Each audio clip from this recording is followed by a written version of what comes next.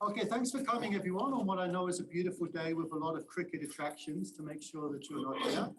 We're going to start with a welcome to the university by the head of school, René. I was told to come down here, which is a bit awkward, and I'm going to put my back towards you guys because I have to look at that camera so people online can see. So I apologize, but thanks so much for joining us today. I think this is a fantastic workshop that Alicia, Tim, Nick have put together with Montréal together. I'm sorry for me to my mouse back there. He was critically involved in this as well. Nick kindly asked me to sort of give some introductory remarks and tell you a little bit about the school and the university. I mean, this is a really exciting time to be visiting the University of Birmingham, not just because the cricket is on today and the weather is fantastic, which of course it always is like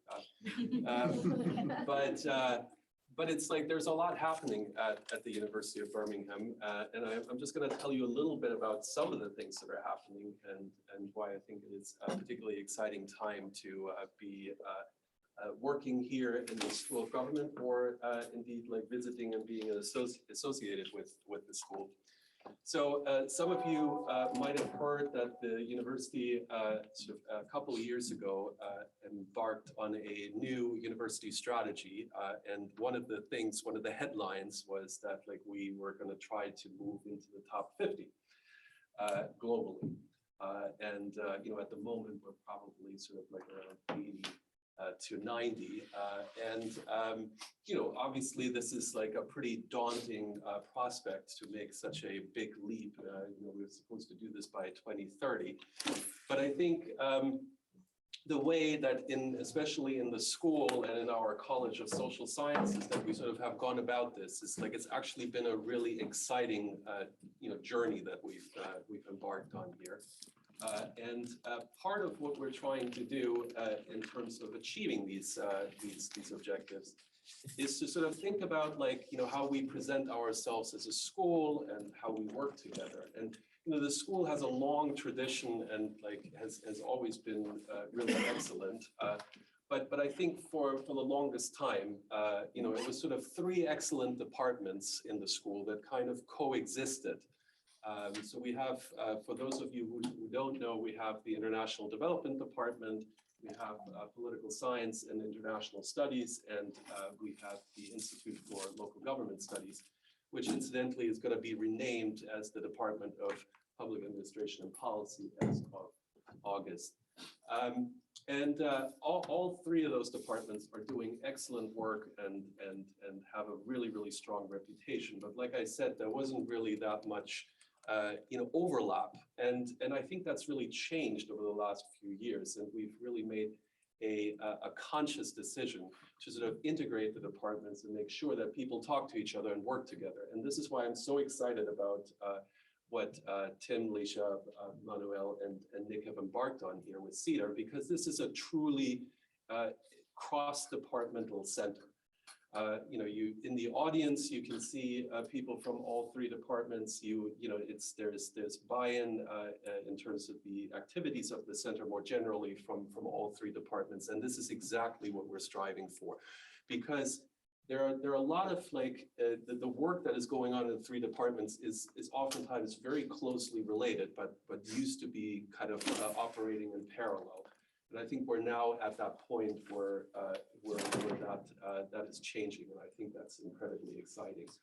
And I think it's a really nice opportunity to showcase this to all of you that have come here from all over the world, so that you can you know, you can tell your colleagues like what an exciting place this is as well, and to come visit us, and hopefully you had an opportunity to enjoy the beautiful campus. I mean, this is definitely one of the most beautiful campuses, I would say, that you have in the UK, and certainly rivals some in the US, I think. So if you have an opportunity over the next couple of days to look around, I suggest you do that. But yeah, I just want to wish you a really exciting workshop. I know it's going to be great. I unfortunately can't be there tomorrow, but I'm looking forward to today's discussion and presentations. And I hear you're going to go to some. Well, sorry, this is probably not that nice for the people online, but like I hear that the participants here are going to be going to a couple of nice dinners, and I really hope you enjoy that. So I'll just hand it back to Nick. I don't want to take up any more of your time, and I'm looking forward to hearing the presentations.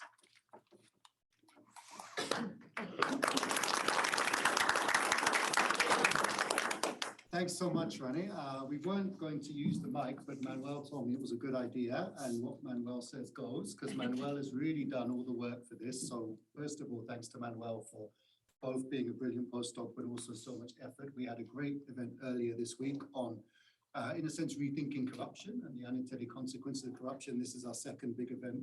So it's really wonderful to have Manuel and also our other fabulous postdoc Petra here, who do brilliant work and make all of this possible. And it's great to have become such a vibrant, dynamic department, as Rennie says.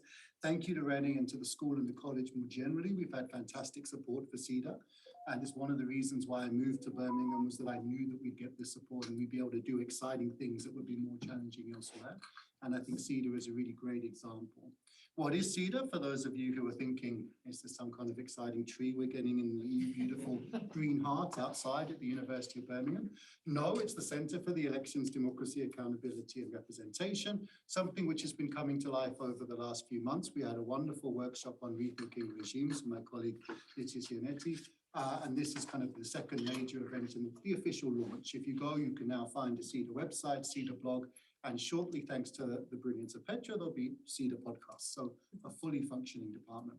Today, we could not have a better group of people with us to celebrate the launch of CEDAR. We have 5 absolutely stellar colleagues, and I'm really stunned that they're here, and that so many of you in the audience are here to join the discussions tomorrow. Thank you so much. It's great to see you. On the panel today, we have Jennifer Gandhi from Yale, we have Mamodou Gazibo from Montreal, we have Rachel Gisselquist from the United Nations University Wider, we have Staffan Lindberg from Gothenburg, and of course Videm, and we have Andreas Schedler from CEU. It's wonderful to have so many big names in the room, and for you to have made time to come here. People whose work, inspired me when I was doing a PhD on democratization all those years ago. And welcome also to the 100 people who registered online. It's great to have you there. We're going to try and use the mic and speak loudly to make sure that you can hear us throughout. And you can also ask questions. So if you use the Q&A function at the bottom of your Zoom, you'll be able to ask questions and we'll bring them to the panel afterwards. Now, the workshop that this roundtable is part of focuses on rethinking democratic backsliding. So let me just say a few quick words to kick us off today on why we think that's such a worthwhile thing to do on the few sunny days we turn out to get in the West Midlands this year.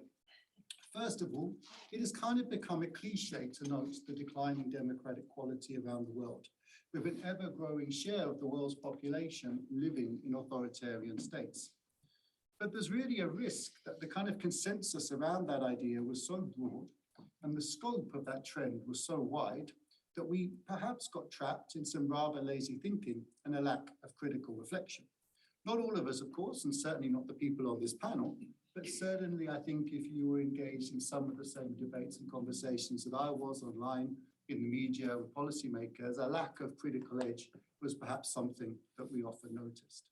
In the inaugural blog, which was written by all of the CEDAR team, for example, we caution against the risk of what we call the temporal fallacy.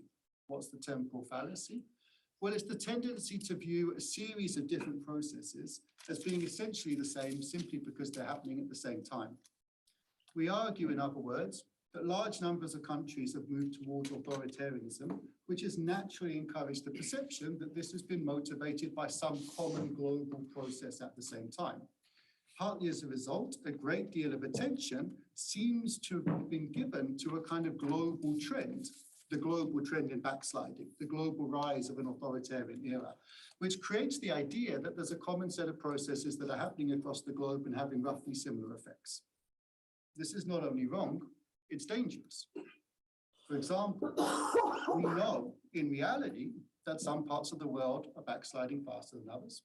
We also know that there are very different drivers of backsliding in different countries and different regions. Misdiagnosing the problems facing democracy and inappropriately applying one-size-fits-all solutions will undermine efforts to reverse this repressive tide. On this basis, in the blog and in the sort of concept for the workshop, we argue that we need to urgently rethink the idea of democratic backsliding in at least 4 ways. The first is obvious. Empirically, declining democratic quality has been a bigger challenge in some regions than others, and in some countries within some regions than others. We therefore need to really think carefully about where it's been most pronounced and why. The idea that democratic backsliding is happening everywhere and to a severe extent has also been given a strong challenge from our colleagues, Andrew Little and Anne Meng, who in a widely referenced paper, despite only having coming out very, very recently online, argue that actually some of the key indicators of the quality of democracy, such as the performance of incumbent leaders in elections, don't actually show a significant change over the last decade. Now, while my work and much of the work of the CEDAR team has demonstrated and suggested that the democratic deficit over the last 10, 20 years has been real and has been important, we do need to be much more careful about exactly what the empirical base is, and if that trend is happening, exactly what the consequences are for everyday politics, if there is not actually a significant impact, for example, on election results. Second, we need to rethink backsliding comparatively. This is related to the first point. One of the points that we make in this blog is that actually much of the time we understand, or at least a significant portion of the global discussion understands backsliding with reference to a small number of dominant states, most notably the United States and the rise of Trump, or Western Europe and the rise of right-wing populist leaders. But those countries are not representative of the rest of the world, and those trends and the drivers of those trends cannot explain parts of the world like sub-Saharan Africa and Asia, where we actually see very different dynamics and very different processes going on. So one of the aims of the workshop and of the blog is to call for more careful attention to this variation that we see, and to allow us to better identify the different drivers at play in different areas and different regions. Third, and don't worry, I am going to stop soon, conceptually, we think we need to think backsliding conceptually. Many of the people on the panel today will be perfectly placed to help us do so, having already begun that process. The idea of backsliding is a rather unhelpful and homogenizing term. It tends to suggest a kind of common process, and it perhaps initially needs to be broken down at the very least into more fine-grained terms like democratic erosion, rapid authoritarian ruptures, autocratic strengthening. Our colleague Licia has a great piece in the Journal of Democracy that begins to do some of this work, but we clearly need to go further. We also perhaps need to think a little bit more about what we value and how we measure democracy. So Staffan's a great person to have on the panel from this point of view. I wrote a blog a couple of years ago that pointed out that we have countries that are rated as fairly high quality democracies that neither do a good job on women's rights or do a good job on minority rights, such as LGBT rights. That's quite an interesting point if you think about the fact that what we're actually saying is that in some ways, we're actually in some cases rating countries that have good quality elections over countries that actually treat the majority of their citizens well. Now, that's something that we can address with the wonderful VDEM data set, which allows us to construct our own measures of democracy and to weight things the way that we want to. But I think it's a really important question for us about how do we actually design the weighting of our democracy indicators, and why don't we weight some of those factors more highly? Finally, of course, none of this perhaps you could say matters that much if it doesn't have a kind of reactive component. If what we're doing in terms of our conceptual work and our empirical work doesn't make a difference to our ability to understand the attack on political rights and civil liberties and respond. So we think that it's really important that part of this is then connected to a kind of policy discussion about how democratic states can best promote and strengthen democracy around the world. My own recent research in this regard with the Westminster Foundation for Democracy and also the OECD suggests two things. One, that some of the strategies we've used historically to try and strengthen democracy and protect human rights are no longer as effective against autocratizing states. Secondly, some of the strategies that are often used in response to autocratic backsliding, for example, like a shift into more technocratic approaches in the hope that that has less negative political consequences, are often actually subverted by authoritarian leaders and have negative political consequences. More broadly, of course, we know that military and other forms of cooperation regularly undermine the good work that is done to try and strengthen democracy abroad.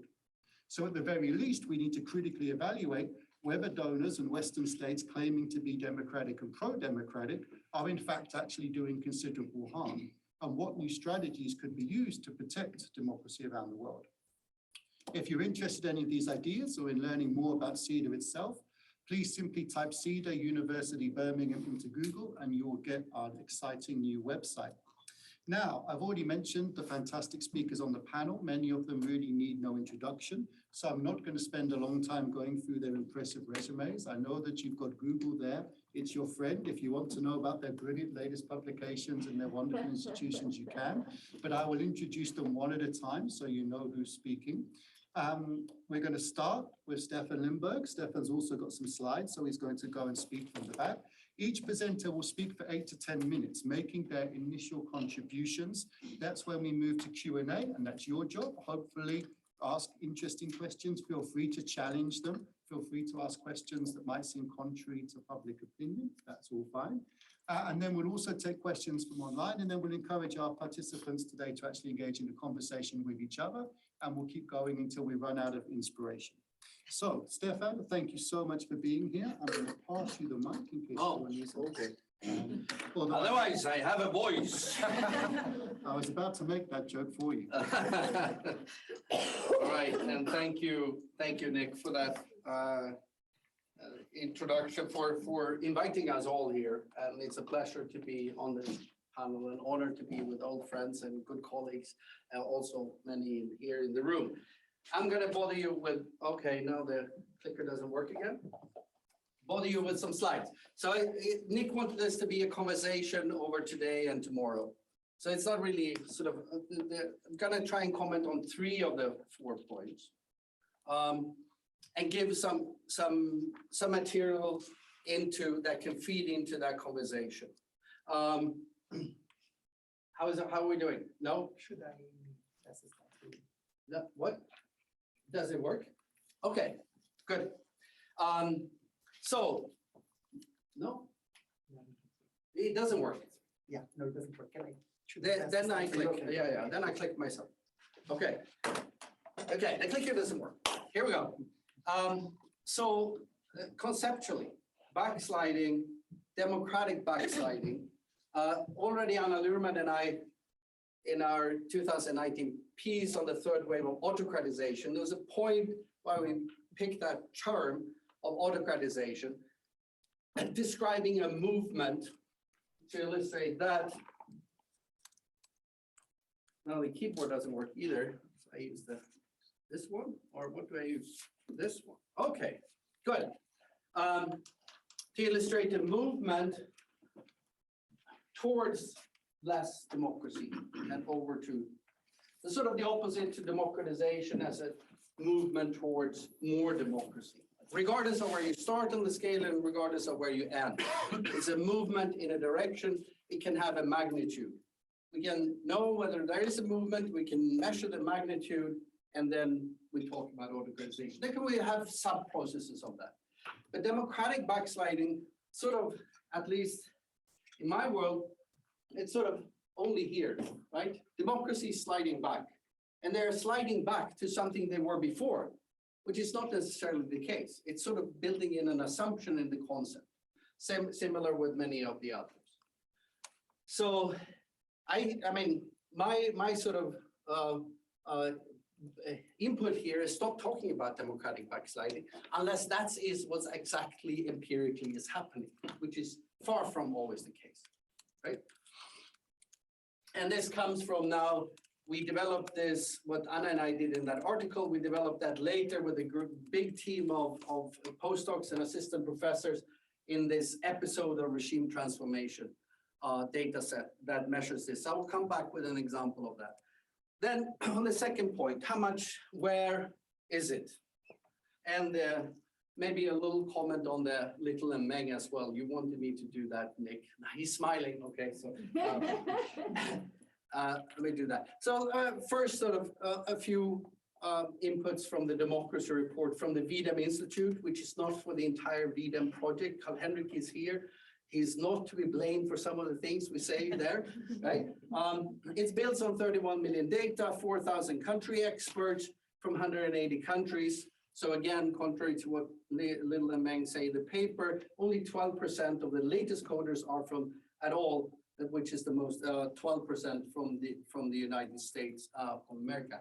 Here is how much backsliding there is in terms of population weighted average. So if you think of it, how much democracy the average global citizen enjoyed, that's the black line in the middle, right? And then we here 2022, you draw a red line back like this, then you end up in 1986. And then the different regions. So you can see the extent of, this is of the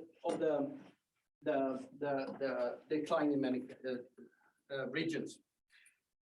Gives you an idea about where big countries with big populations, because this decline is much bigger when it's population weighted than if you average it in countries and give Seychelles as much weight as India, right? Okay. Now, this is what we did in terms of saying, okay, how many countries are backsliding? This is what we did in that third wave article. Number of countries democratizing over the 3 waves of democratization, that falling very rapidly, and then number of countries autocratizing going up. You can measure that in different ways. Here's the, moving this down wasn't such a good idea right here. Okay, so here's then using the more sort of developed version of the episodes of regime transformation, has a much more sort of rigorous methodology. Again, the third wave of democratization going down here, the wave of autocratization, the third wave going up, and it's record levels. The number of countries autocratizing at the same time. That's another metric, shows a similar picture. You can use this. This is from background into the working paper that we just published, number 140 from the VDEM series, using the VDEM at highest posterior densities, this should be HPDs, with 95% confidence interval, so very rigorous. The number of countries democratizing going down, number of countries autocratizing going up, again, towards record levels ever since 1900. Here's from the democracy report, a slightly less robust, rigorous metric, easier to understand for policy practitioners, that's why it's there. Again, same picture, down to 14 democratizing countries by the end of 2022, 42 autocratizing countries. Is there democratic backsliding or autocratization? Yes. And then just to show you this sort of what's affected, right? Here are subcomponents of democracy, right? Clean elections up there, elected officials, legislative constraints, things that the Little and Meng also had. If you're above this line, this is 10 years ago. If you're above this line, then these components have improved in more countries than declined. None of them below the line. This is 10 years ago. 2022, boom. They're below the line. Now, judicial constraints, legislative constraints, almost not, and they're down here, right? What's declining the most, freedom of expression, where you also have media freedom, deliberative aspects, now increasingly also clean elections moving out here, but on things that have to do with irregularities and that kind of stuff. It's all over the world. It is a global trend. It may be drivers different, but it is clearly global, right? In that sense. So I think you want me to stop here, I suppose? No, I've got 2 more minutes. Yeah, I got 2 more minutes. here is a graph from the democracy report with the most, the countries that have declined the most on the liberal democracy index in the last 10 years. The magnitude of change is the greatest. Brazil, Poland, blah, blah, blah. Turkey, one of them, in 2012 and down here. I'll have to move this again. Now, this is illustrating what happens if you don't measure freedom, soft aspects of freedom of association, media freedom, academic freedom, the academics is thrown into jail, closed down and taking control of universities and so on, right? You don't, or throwing opposition politicians in jail. So the so-called objective index, I won't go into that, it's with objective. It's a black line, middle and main up there. Basically no backsliding in Turkey. And this is the beta measure and then polity as comparison. Interestingly as well, China, very serious as a perfect democracy for most of the 2000s, from 1980, yeah? And only dropped from perfect to 70.5 when Xi removed the time limit.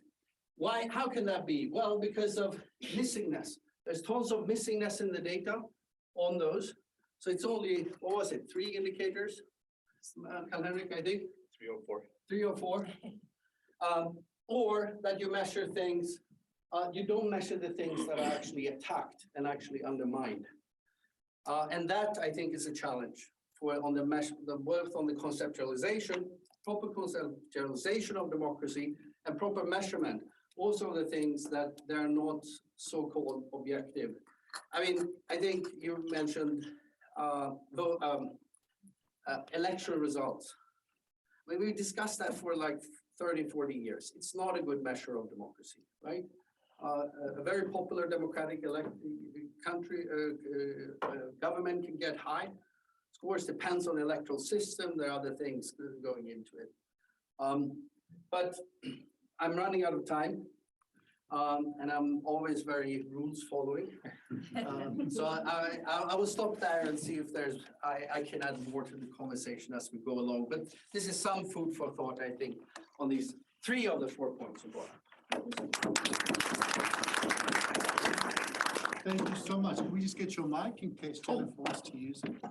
Can I not use it? You cannot use it, yeah. I Okay. mean, we can also just put it literally here. Okay. Okay, I'll try to project.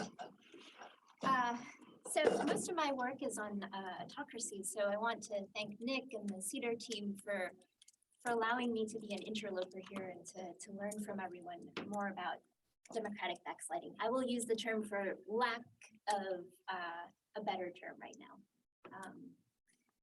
So one of the projects that I worked on that Nick and I thought might have relevance for our discussion today is a project on the consolidation of power in autocracies. This is a project I worked on with Jane Sumner, who's a former student and is now at the University of Minnesota. Basically, it was a measurement exercise, but before I get to describing that, I'll tell you a little bit about the theoretical framework we were coming from, which is in thinking about dictatorships as basically systems of rule by very small groups of people, leader and elites.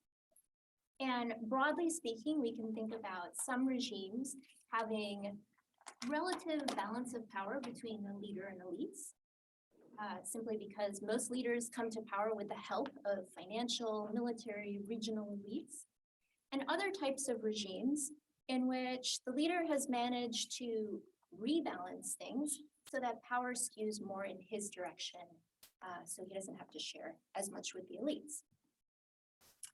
What we were after was a time-varying measure of these concepts because we recognized, I think the literature in general recognized, that personalization of power, this kind of consolidation of leader power, does not happen overnight. So we wanted to be able to capture the fact that many leaders come to power with the help of others, and some of them over time are able to consolidate this power and become more personalist. or sultanistic or neo-patrimonial or whatever kind of term you want to use there. So we aggregated a variety of indicators, some which were already existing, some which we collected on our own, including elite purges, the number of government offices that are occupied by the leader himself, the number of close family members he's able to install in power, the frequency of cabinet changes. But what we found was that the indicators that most discriminated amongst leaders in terms of their degree of personalization were those that related to the relationship between the leader and the ruling party. So whether or not the leader governed with a ruling party, whether that person founded the ruling party, whether the leader cycled through a variety of different ruling parties, those were the indicators that provided the most discrimination amongst the leaders in our data. So this roundtable provides an opportunity to consider these two processes: the personalization of power, or the consolidation of leader power in dictatorships, and democratic backsliding. How are they similar? How are they different? So I just have a few unorganized thoughts with some personal commentary mixed in. The first is that we really thought about personalization in autocracies in terms of leaders' ability to free themselves from institutional constraints, and in particular, freeing themselves from the political parties that they were attached to. So personalization in autocracies was very much about how a leader is able to marginalize its ruling party, his ruling party, precisely so that he can rebalance power in his favor vis-a-vis the elites that are sitting in that party. It has occurred to me in kind of reading the literature on democratic backsliding and many of the cases that in democracies, it actually seems that parties are often very central actors in making backsliding happen in the first place. And you see it in a variety of areas of the backsliding account. So one is this idea that citizens are willing to sacrifice their commitments to democracy in favor of their partisan or policy interests. Another place is in the need of a majority or a supermajority in the legislature to enable democratic leaders to actually enact these laws or other actions that appear to break democratic rules and norms. Also, you see it in partisan judicial appointments that are reinforcing incumbent control in a variety of ways. So the point here is that whereas in looking at the consolidation of leader power in autocracies, it was all about sidelining parties. In democratic backsliding, it often seems that parties are really crucial in enabling leaders to actually engage in these types of actions.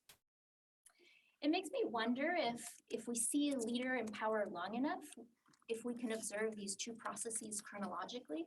So for example, a leader and his supporting elites within the party engage in democratic backsliding. And once that has occurred to some extent, the leader then trying to marginalize those same elites who helped get him into power or consolidate power within a democracy. I have to say that the more that I read and think about democratic backsliding, the more pessimistic I feel, far more than when I investigated the issue of personalization and power in autocracies. I think in the sense because high consolidation of power in dictatorships can break down really quickly, especially with the death of a leader, deposal of a leader, and you actually see this at least in the measure that we generated.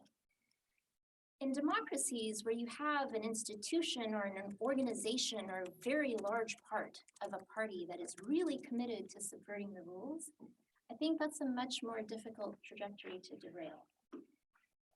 So just to put a fine point on it, perhaps now I worry less about Trump and I worry more about all the Republicans in control of state governments who are basically working to make sure that there's not going to be alternation in office at the state level.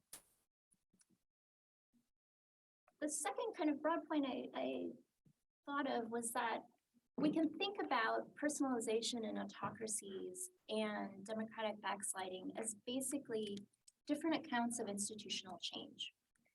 And we have theoretical frameworks to think about exogenous and endogenous institutional change, and we often apply them pretty dispassionately to the study of the change of other types of institutions like the welfare state and party systems, et cetera, even in the consolidation of power and dictatorships. But when it comes to democratic backsliding, I think it's a pretty different story. Our normative concerns can't help but creep in. And I suppose I just started asking myself, why is that the case? Is it simply because it's happening to us? Or is it something more? Is it that there are certain types of institutions or rules or norms that we think should never really experience change? Or they should never experience the number of changes in such a short period of time that they seem to experience in cases of democratic backsliding? I think to Staffan's point,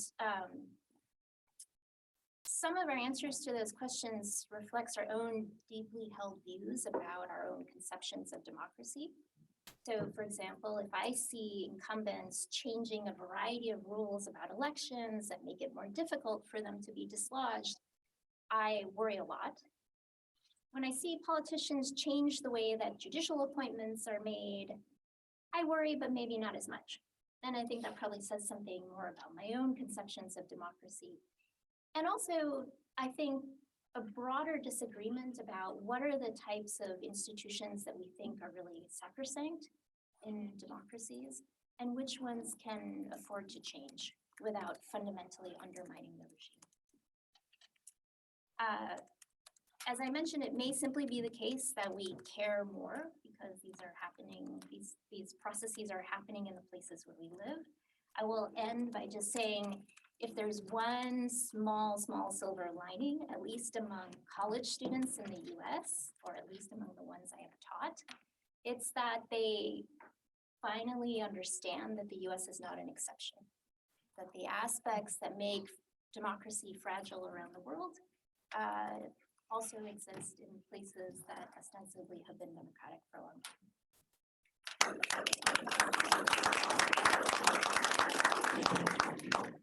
Andreas, I'll just pass it to you in case you would like to use it. Thank you for two great talks and a really great foundation. Now we're over to Andreas Schedler to continue. Yeah, thank you. Before I came here, I was warned of an extraordinary heat wave in England, with its center being in Birmingham. I just brought kind of tropical clothes and promptly caught a cold on the airplane. So sorry for my voice. I will stick to the topic on backsliding, not autocratization overall, but this subtype the workshop is focusing on. Just like Staffan, I would like to start with a terminological note. Backsliding is really, it's a really funny term.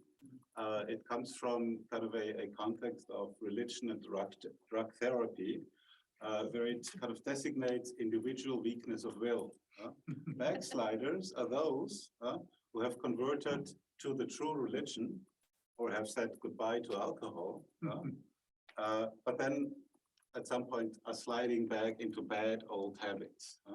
So the idea is they are prey to forces that are more powerful than their inner self, than their will, than their inner capacity. So it's stronger than their weak selves.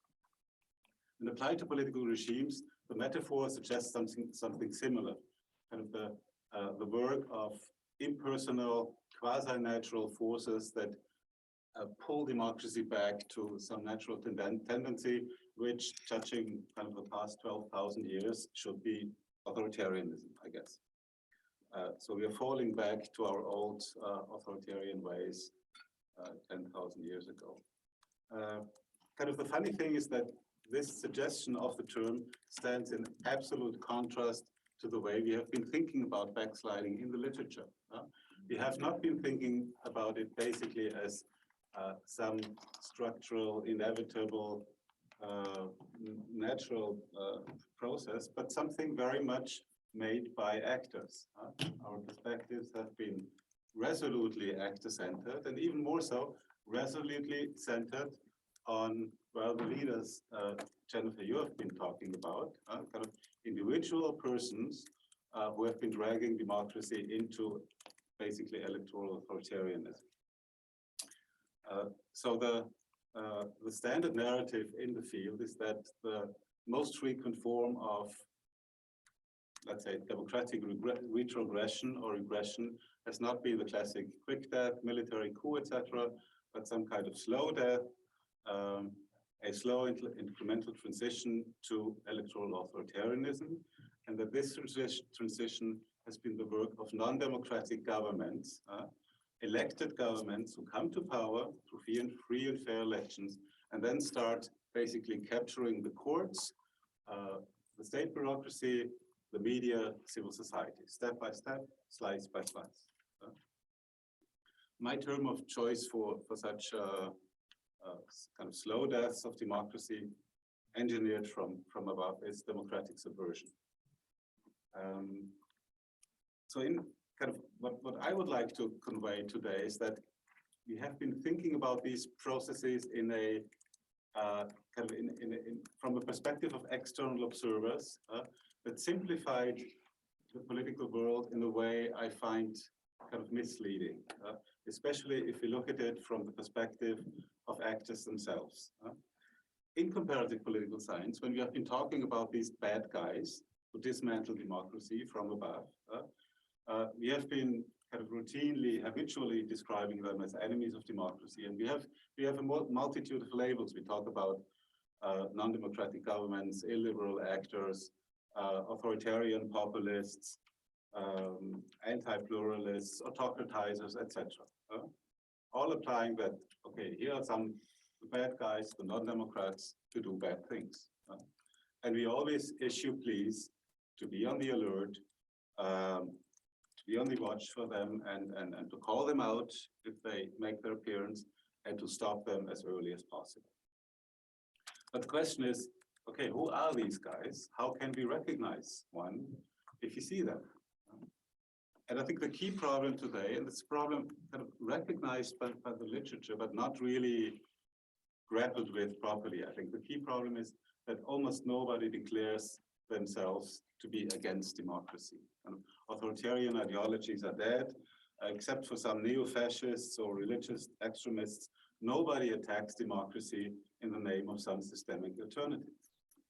Everybody attacks democracy in the name of democratic defense. So those who today are subverting democracy do it in the name of democracy. They do it under the banner of saving democracy from its enemies. So they will tell us in the US, in Turkey, in Mexico, in Poland, we do not want to capture democratic institutions. We want to liberate them. And we do not want to silence critics or muzzle the media. We want to free them from manipulation and political control. And we don't want to, let's say, ignore the will of the people. We want to stop the steal. That's kind of the rhetoric, that's the view, that's the discourse that's out there. And it's basically, it tells us, our observers who label them to be authoritarians, who say, no, no, no, no. The authoritarians is the other side.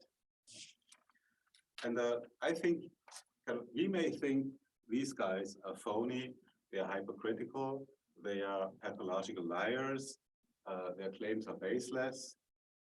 You may hold them to be manipulative or delusional, actors of bad faith. All this may be true. I think it's a matter of argumentation. We have to look closely, we have to think about it. But it may be true, but still, even if it is true, I think we still have to take these discourses seriously as political facts. They're out there, and they have effects, and they have influence in the political dynamic. And if we do as if the world was clear and clearly divided in good guys and bad guys, I think we fail to understand the political dynamics we are analyzing. So I think really we need to recognize that in many countries, and the countries we usually describe as polarized, it's really both sides describing each other as non-democrats, as threats to democracy, as existential threats to democracy. So both sides have lost, in this situation, have lost what I call basic democratic trust. So rather than holding their adversaries to be good democracies, good Democrats who play by the rules, despite all policy and ideological differences, they perceive them as ruthless power seekers who are capable of doing anything to their adversaries. They're capable of burning down the house, of bribing judges, sending contract killers, stealing elections, anything.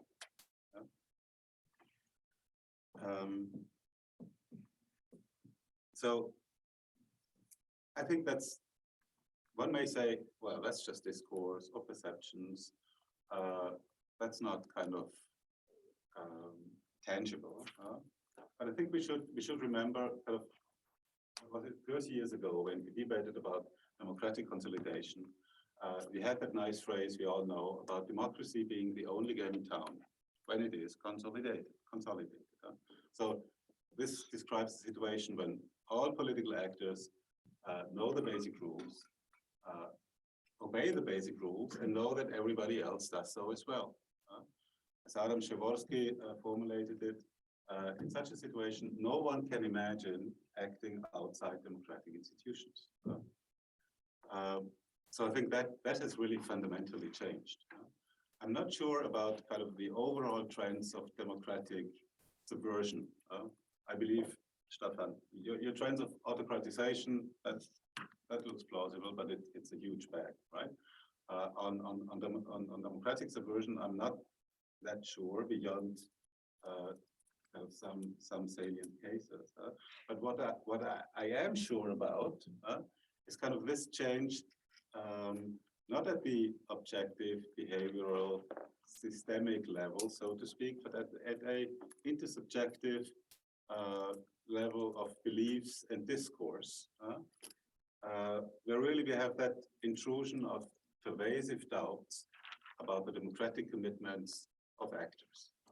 And it doesn't concern the fringe or the extreme, kind of some isolated extreme actors. It concerns the mainstream, kind of actors at the center of democratic politics don't trust their democratic commitments anymore in many situations. So kind of the boundaries of our imagination have expanded.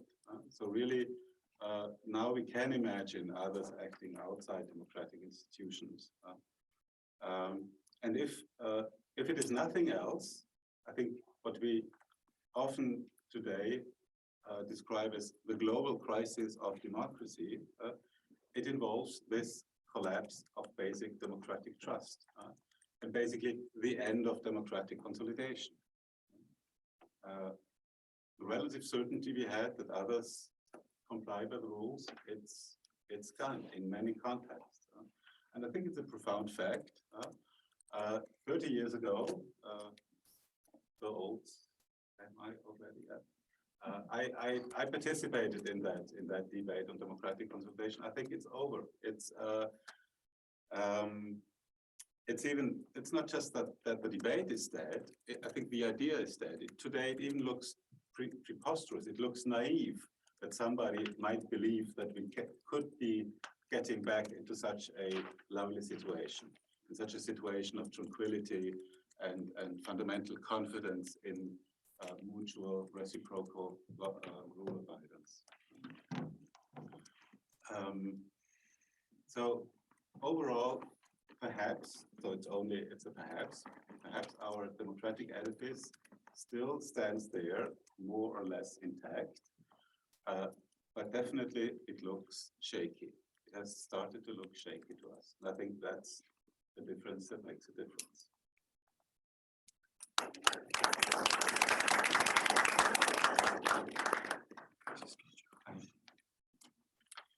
Thank you so much. Okay, we're now moving over to Mamodou Gazibo.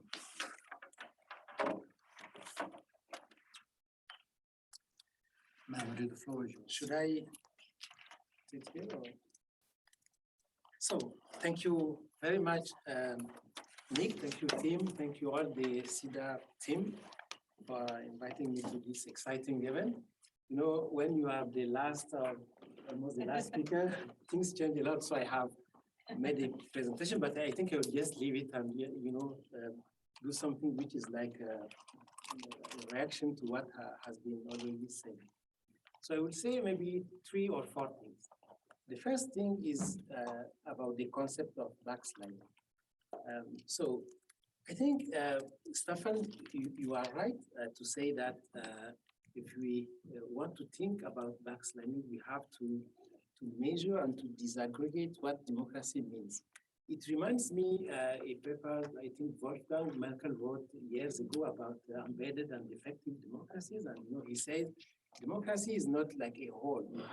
It has like several components with the electoral system at the center, and depending on the aspect which is defective, you speak about a different kind of democracy, or maybe you can talk about democracy at all. So this is, I think, interesting, but measure is not the only way to look at the concept of backsliding, if it's a useful concept. I think one other direction is to use like a long-term perspective. Backsliding, sliding or democratic erosion, it doesn't come from nowhere overnight.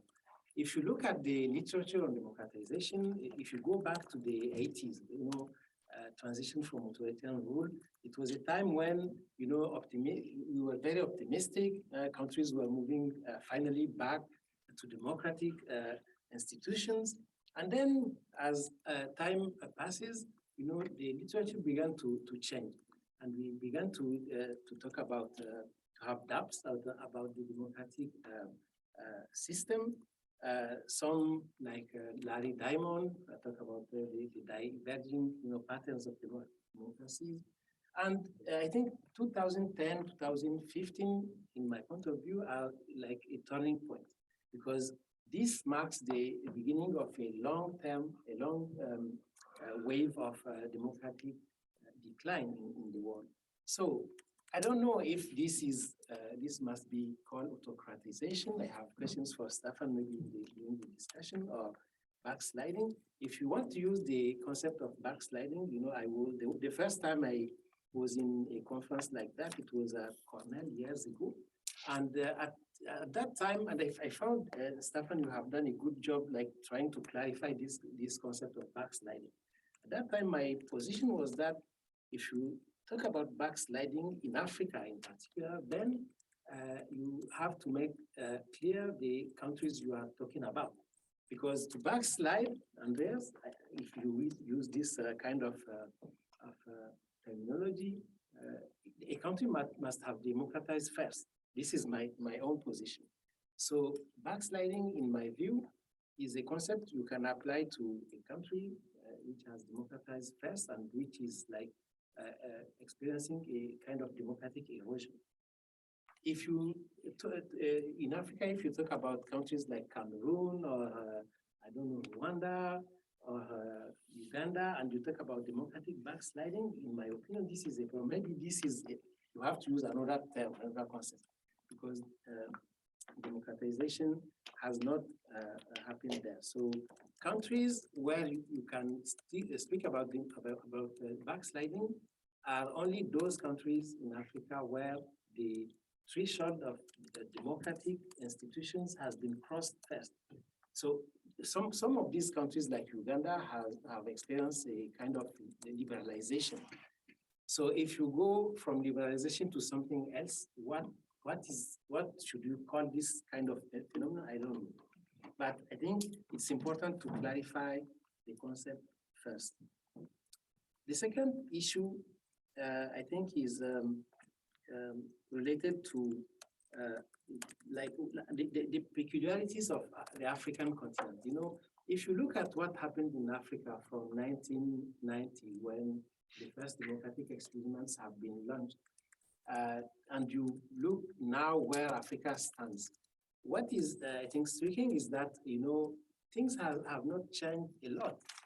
This is an argument, I think, made recently by Nick van der Ven and his colleagues in a book on democratic backsliding. And I agree with that. I think if you look at Africa, you always have, like, if you look at the Freedom House ratings, you have like 8 to 12 countries considered as free countries. Most of the other countries are either partly free or not free countries. So you can agree or not with Freedom House ratings, but what is striking is that, the numbers have been quite stable over a long period of time. So now, what are we witnessing? What we are witnessing is that some countries are backsliding, like Senegal or Benin these days. Tunisia was once one of the free country. Benin was a free country for 20 years or so, Senegal also. But at the same time, you have countries that are improving their democratic institutions. So this is why I think in Africa, using this, the concept of backsliding may be misleading, because you are talking maybe about something which is not happening at all. The overall picture doesn't show a trend toward backsliding, but it doesn't show neither a trend toward more democratization.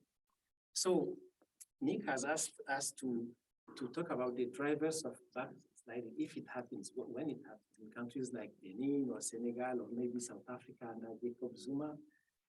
My own idea is that conceptually, maybe you can combine some concepts like those of greed and grievances, which has been used in CEDAR, and I think it confirms what Andreas is saying about actors-centered perspective.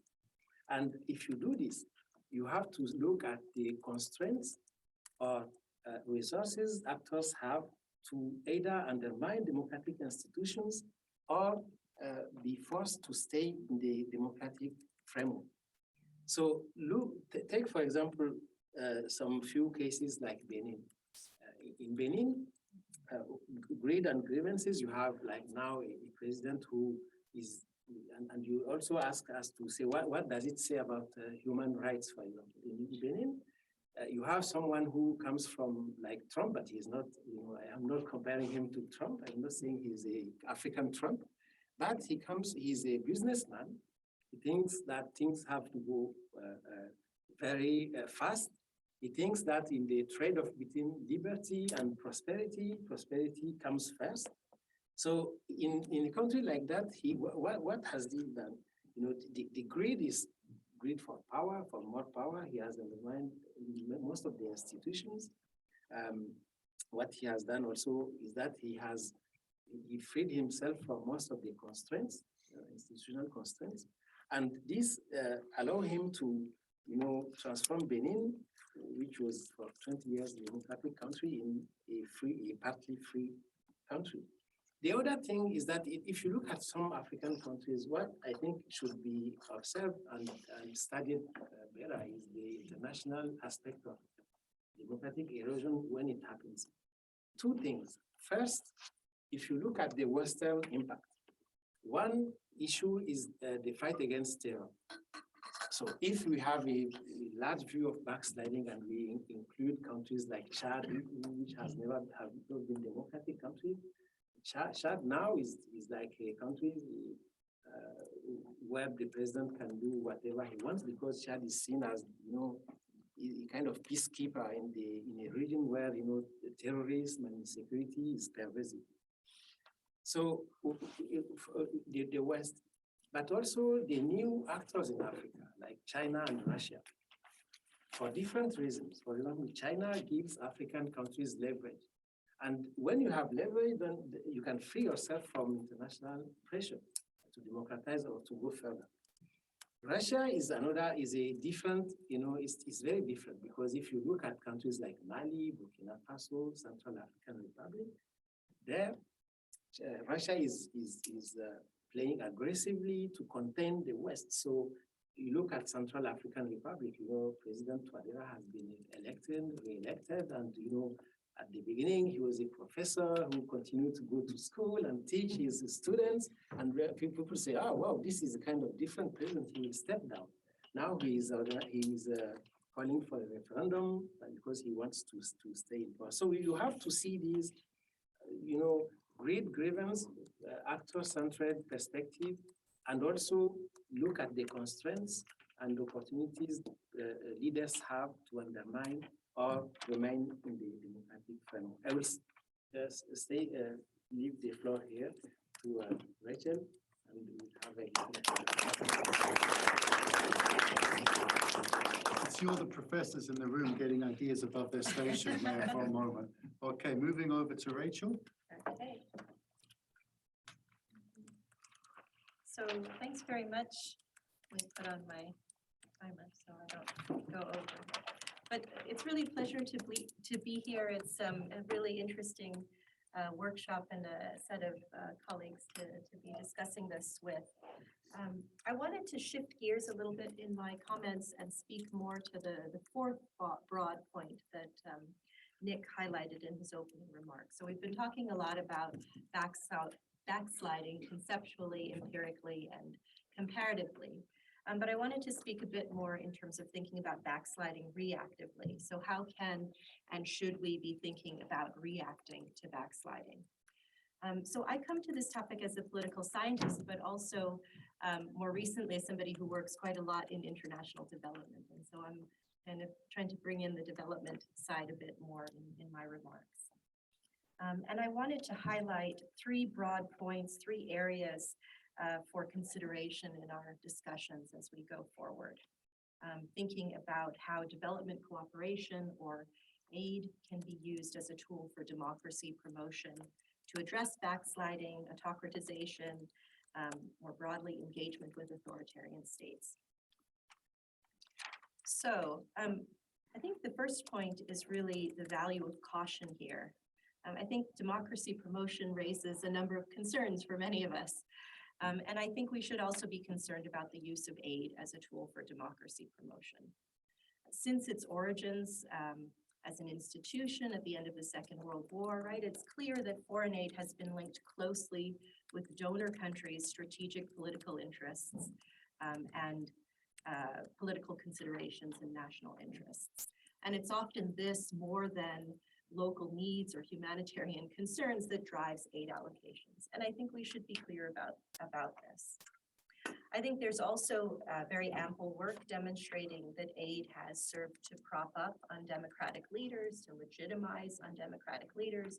Bill Easterly has a book on this.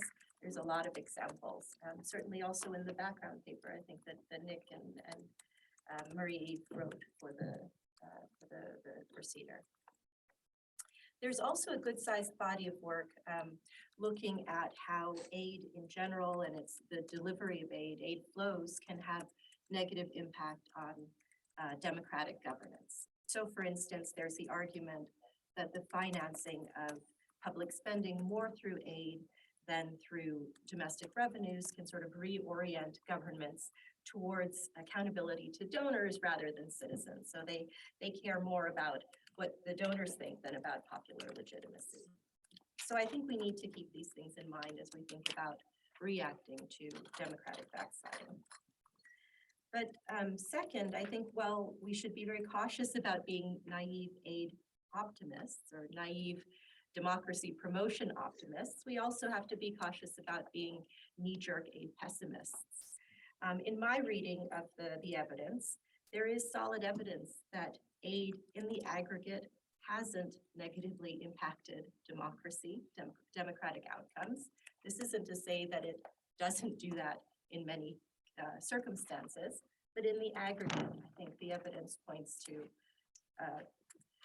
if possibly positive or possibly neutral impact.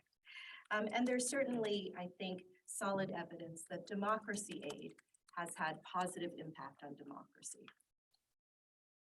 So I'm drawing here on the findings from a recent project that I did with colleagues Miguel Nino Zarazua, who led the project, Ana Horigoshi and Melissa Samaran, where we tried to take stock of the literature on the relationship between aid and democracy.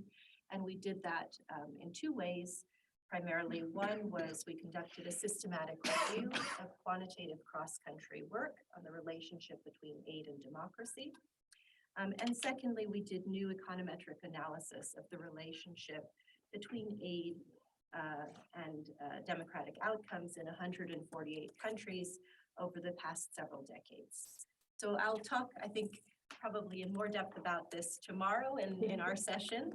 But just, I wanted to pull out a couple of key takeaways from the findings. So one key finding here is that democracy aid, according to the best evidence, seems to have some positive impact.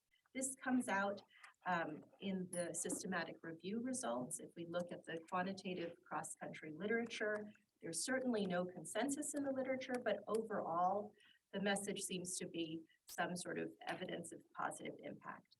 And the trend in the literature is stronger if we look at studies covering more recent years, as well as if we look at studies that we identify as being sort of more rigorous in terms of the methods that are employed. We also find a similar picture in our own econometric analysis of the data, where we show that democracy aid has positive, if modest, impact on democracy. It seems to be most effective when it's aid that's channeled to supporting civil society, media freedom, and human rights. And it seems to be more effective at supporting ongoing democratization processes than at halting democratic backsliding. To put in sort of simple and blunt terms, a nice way to understand our core results is that they suggest that a 10% increase in democracy aid over a 5-year period is associated with an average 0.14 point increase in the VDEM electoral democracy index. So this is a modest impact. And arguably it's sort of an impact on staving off backsliding. It's an impact on survival rather than sort of broad regime transitions. I think the result has positive implications when we think about the potential for democracy aid to support or to stave off backsliding in countries that are small and that have small aid recipient countries. But it is really a much less promising result when we think about what to do with big countries where we're already sending a large amount of aid. So if you think about these countries, really massive increases in aid inflows, according to our results, are not associated with any sort of major movement towards democracy or with any effect on democratic backsliding. And this is certainly concerning. So this brings me then to my third point. So I think that perhaps one way forward in thinking more about how to react to backsliding is to try to bring together a bit more the literature on aid effectiveness and the literature on democracy and democracy promotion. So as many of you will know, there's a large literature on aid effectiveness, on its impact on growth and other development outcomes, on the contexts in which aid is most and least effective, on the factors that influence project and program success, right? And I think one point that jumps out to me in this work is that although I think the literature generally is in agreement now that aid has positive impact on development, there is a really mixed record in terms of aid's impact on development in fragile contexts. So this is really a problem for the development community, especially when we think about recent estimates that almost 90% of the world's poorest people will be in fragile contexts by 2030. Just to give an example of this mixed evidence and negative evidence, in a recent wider working paper that we put out by Christoph Zerker, he put together evidence from 3 different systematic reviews of evaluations of aid in Afghanistan, Mali, and South Sudan. And he finds little evidence of any positive impact in these 3 cases. And he concludes really dismally that aid is not an effective tool for encouraging stability and good governance in fragile contexts. So this is really a challenge. So thinking about the core discussion at hand, I mean, one of the key reasons highlighted in the development literature for the reason that aid doesn't work in these contexts. There are a lot of reasons, but one reason has to do with local ownership. Because we know, or we think of local ownership in aid as sort of best practice. It makes sense that we want to deliver development projects that are sort of locally owned, where there's substantial local buy-in. We don't want aid that's just externally imposed.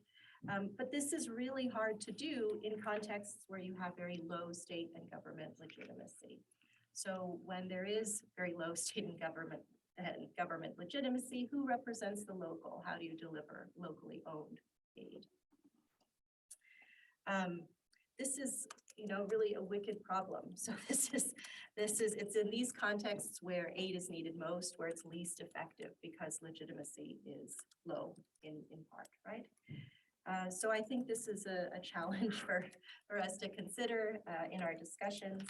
I don't think there are any great solutions here. There's some ideas from the aid literature, certainly about how to deliver more effective aid. And maybe that's one avenue for thinking about this sort of reactive discussion on backsliding.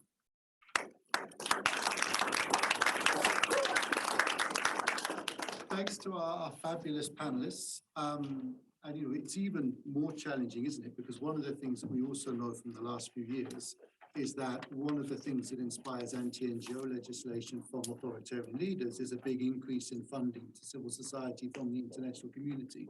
So the go-to solution, which might be transfer money away from the government to NGOs who have local ownership, then inspires anti-NGO legislation that restricts income to NGOs, and your activity actually ends up unintentionally killing the sector that you were trying to strengthen. So I think there is, that's one of the areas where we do really need to rethink how we engage. And sometimes I think we risk setting up civil society as the enemy of the government in the eyes of the government, and then we become, inadvertently part of that backlash. But I also think we should leave the audience with a few positive moments, because there was a slightly bleak end there.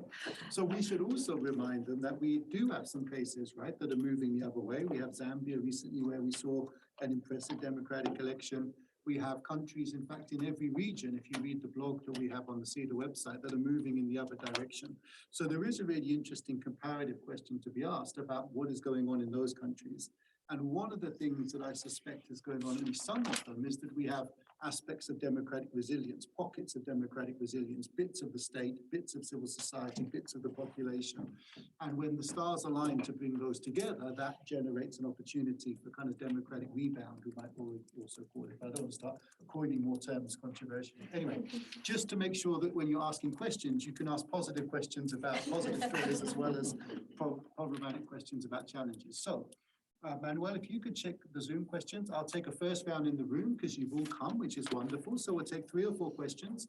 We've got a big panel, so I will invite the panel not to answer every question, but the ones that are more in their wheelhouse. If you could just introduce yourself when you ask your question with your name and institution, and then if it is directed to somebody, please feel free to direct it.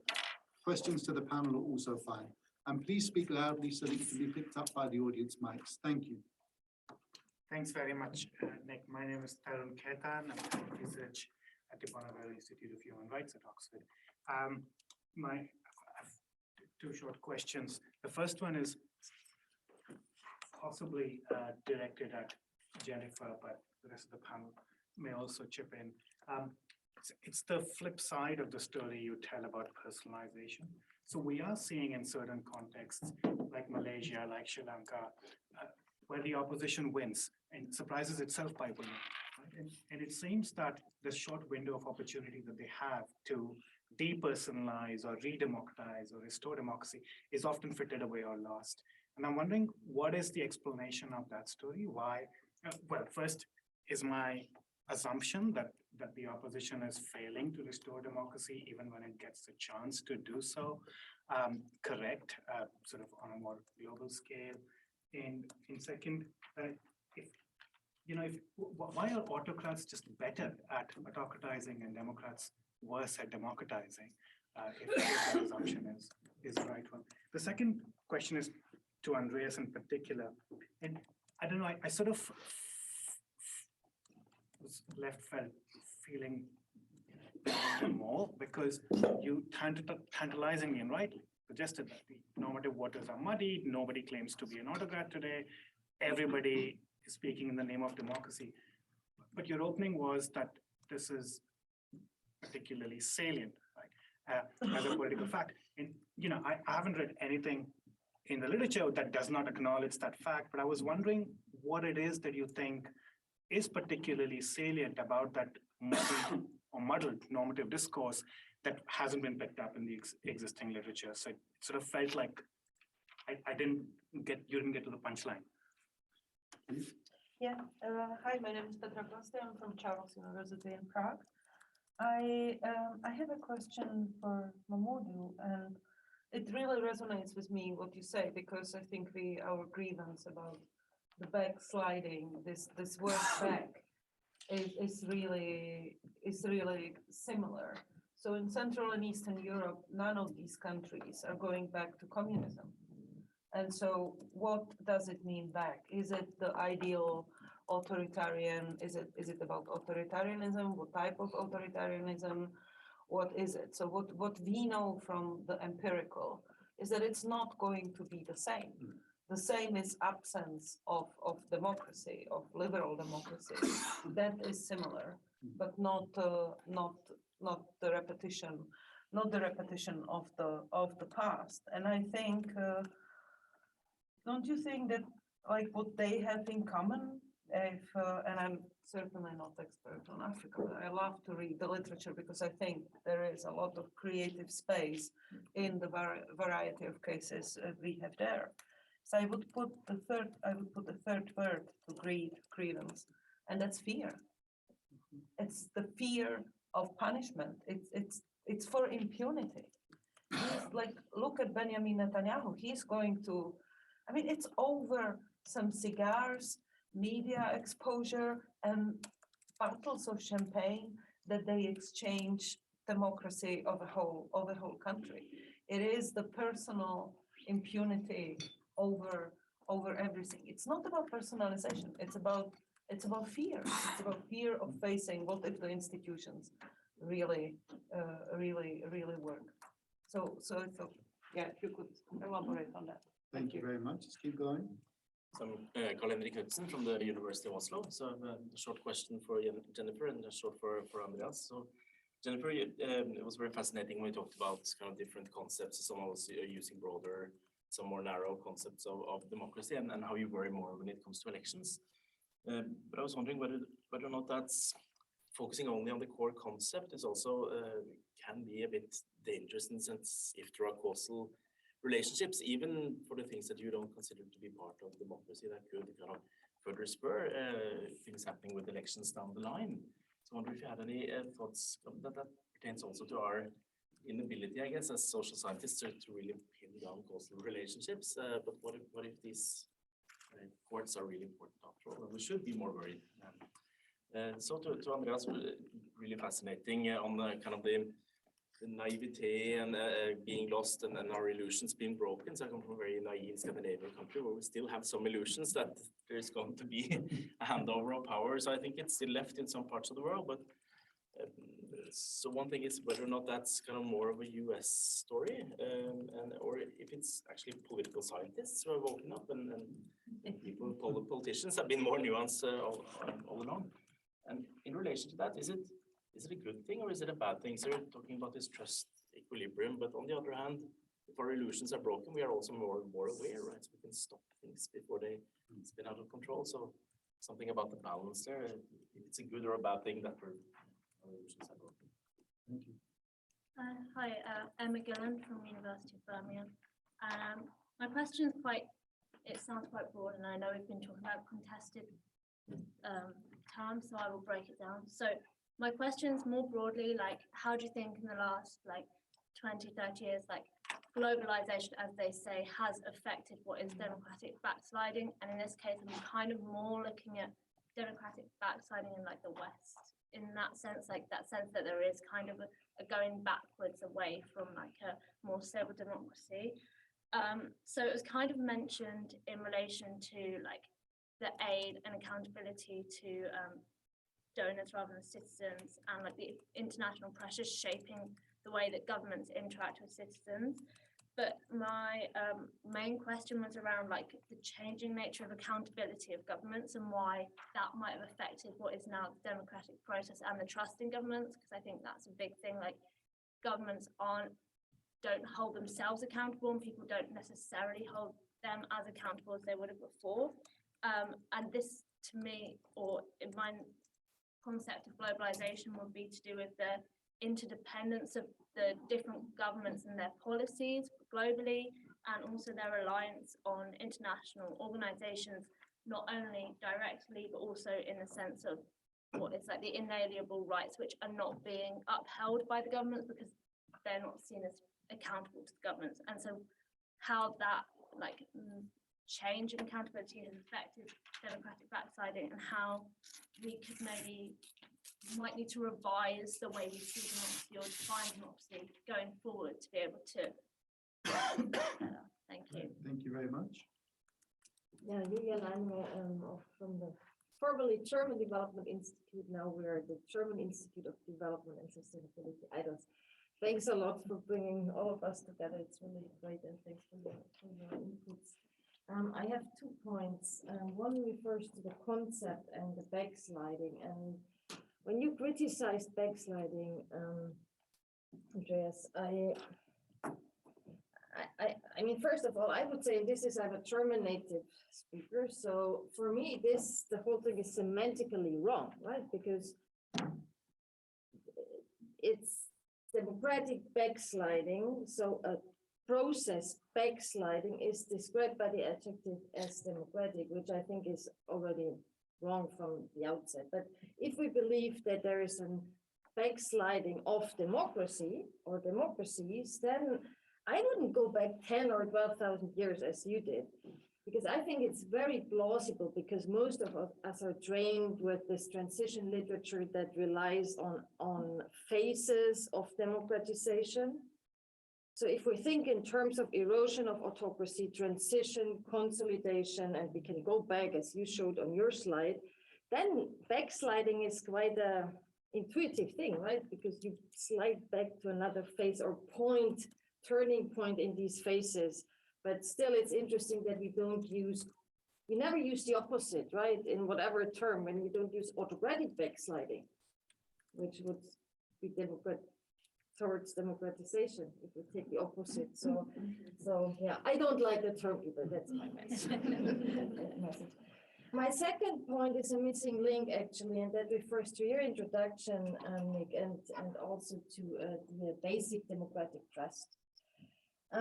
So you argued that it's not global, and I mean, we can agree after what was said here that it's a global trend in the sense that different countries go in a similar direction, but of course there is a big variety between regions. But I do think that it refers very much to what you said, is that there is a common global, maybe not driver, but source, and that is that autocracy has become legitimized on the global level, what Tom Ginsburg, for instance, calls autocratization of international law. And so it means it became accepted, and that makes it easier for wannabe autocrats and autocrats in countries to autocratize because they feel more legitimate. And the same with, and that's maybe more of a question, with the basic democratic trust, because if you say that these polarized camps contest their understandings of democracy, and that goes along with a certain behavior acting outside of democratic rules and norms, that means it only becomes dangerous for democracy if that is accepted and they're not held accountable. So I think the acceptance is a missing link in both interventions. Sorry for being long. Yeah, thank you very much. My name is Gladys Tangachidele. I'm a PhD student here in the Department of International Development. My question is directed to Staffan. So I'm from Zimbabwe. That's got a bearing on my question. So when you talk about the conceptualization of backsliding of democracy, I think it's very clear that you're looking at, democratization from a perspective of the supply side of democracy in terms of institutions of governance. But I think from one of the speakers, they did talk about how it might be difficult to bring this conversation or this conceptualization into, for example, the African continent, because most countries have not really reached the threshold of what we can then qualify as democratic governments.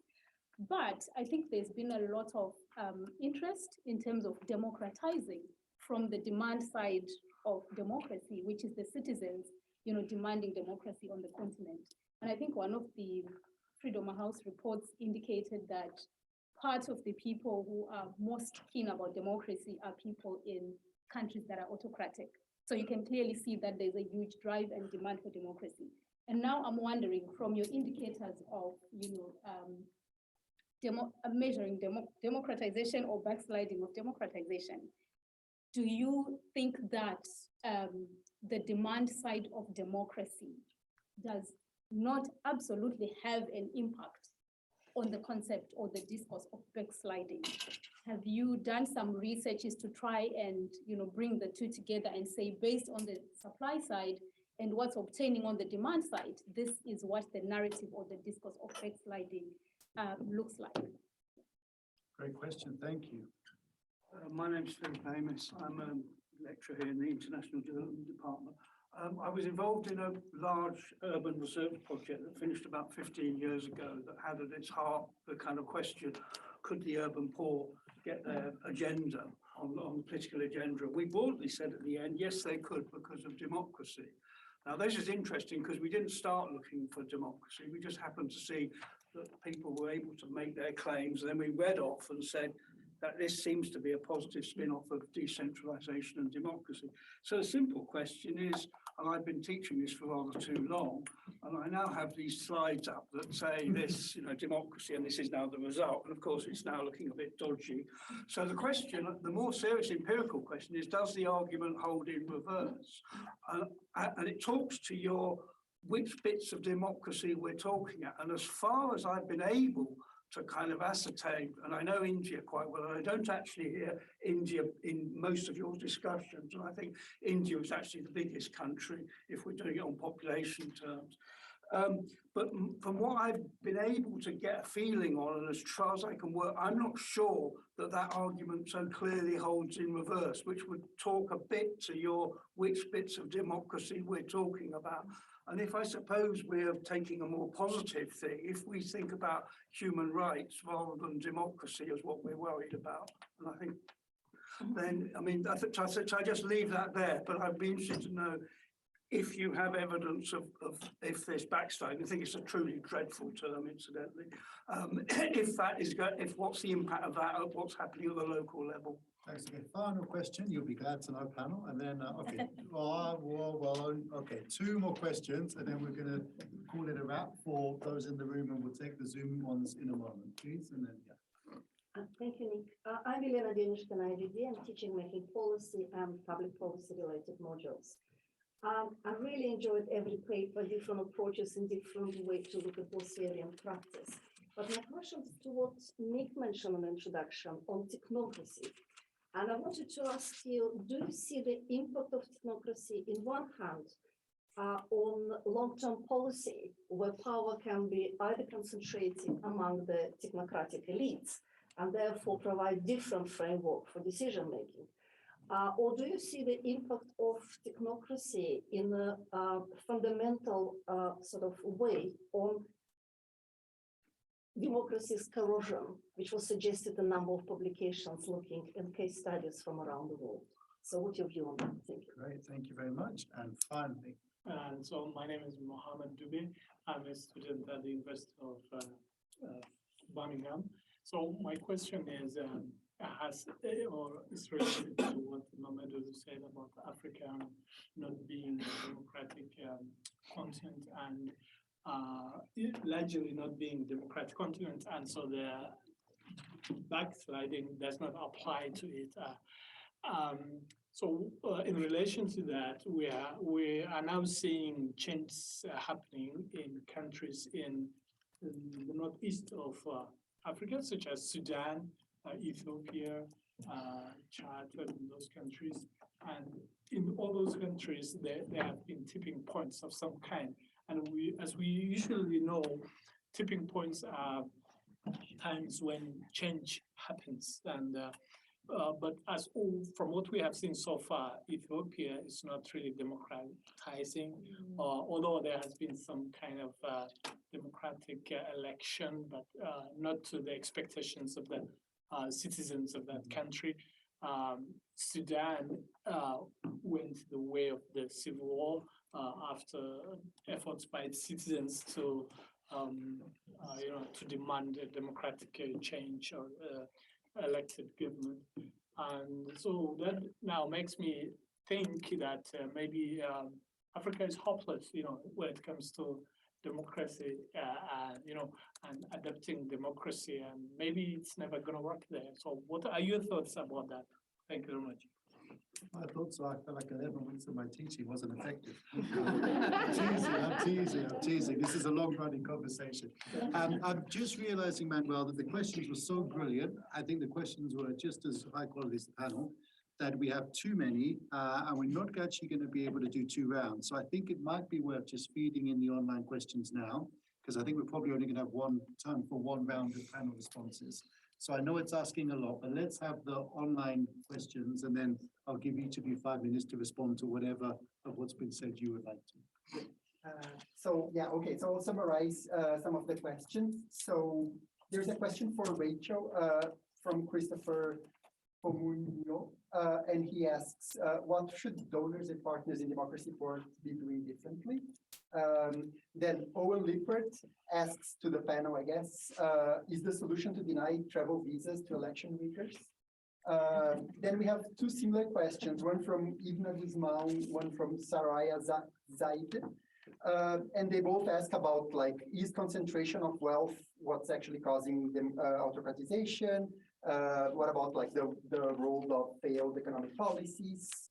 And then from Ellen Dibble, she's asking a question a bit more about the consequences for democracy of the tug of war between China and Western efforts to oppose the China's initiatives in different countries.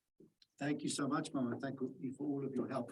Great. Thanks everyone online. Thanks everyone in the room. We'll go, I think, in the order in which you spoke. So I'll go to Staffan first. Please don't feel you have to respond to everything. Your 5 minutes start now. Okay. No, I'm not even going to try to respond to all these brilliant questions. But let me pick it off from. I didn't get your name, hopefully, but yes. Gladys. So I think, and make a comment about this with the conceptualization that I think goes broader. I mean, the backsliding part. So what we do with autocratization is to capture any movement along the range, and not only in democracies, right?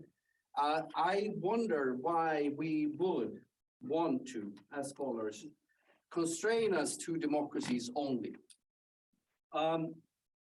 Why would we assume that processes in democracies are completely different from processes in, say, electoral autocracies, right?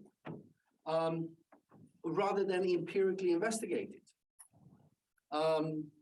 And that's what we try to make possible with the ERT framework. Study all processes and their outcomes and compare and contrast them. You asked for a comparative. Well, then do comparative work on it.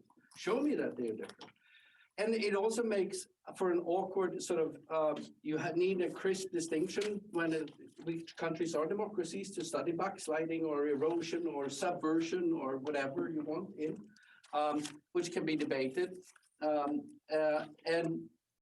then what you do with a case like Hungary that falls below it, okay, now we stop studying it. Now it's a different process, completely different, right? I mean, I think it raises all kinds of difficult issues. And so in our conceptualization of what we call autocratization, all countries in Africa that move backward can be included and studied. They should be, right? I think on the demand side, it's a hugely, we don't deal with that, right? We do the institutional part. The barometers do it, and Afrobarometer is doing a great job.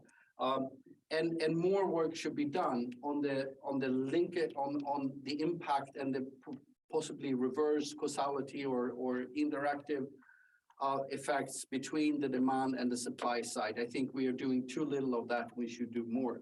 I think there was a question on a common question on the changing nature of accountability. I think that's another hugely important topic in several ways. And I want to thank Nick for bringing up also the importance of not just studying the autocratization or decline in democratic, in whatever attribute, but also the cases that turn around, which also in the democracy report, we have identification of 8 U-turn cases in the last 20 years that I think are really important to study in this context, right? But the shifting accountability, I mean, that we also need to do more work on that, although it's sort of becoming something everybody knows, which I call, or at least that when I testified to the January 6th Commission, I said, democracy dies with the lies. When you're no longer held accountable because of, with the spread of internet, use of social media, and the army of trolls and organizations, and when parties like GOPs becomes divorced completely from the truth and propagate lies, and you can be in office and you can run a campaign and you can lie about what you do and you didn't do, what you're responsible for, not responsible, and be believed. Then that vertical accountability, that simple part of democracy that you like, Dan, voting in elections, right? That completely loses its meaning. We don't need it anymore, right? So I think that's an area where we also need a lot more work. And in respect of the 1 more minute. 1 more minute. Oh, okay. Wonderful. No, if you were done, we can take that and we can transfer it.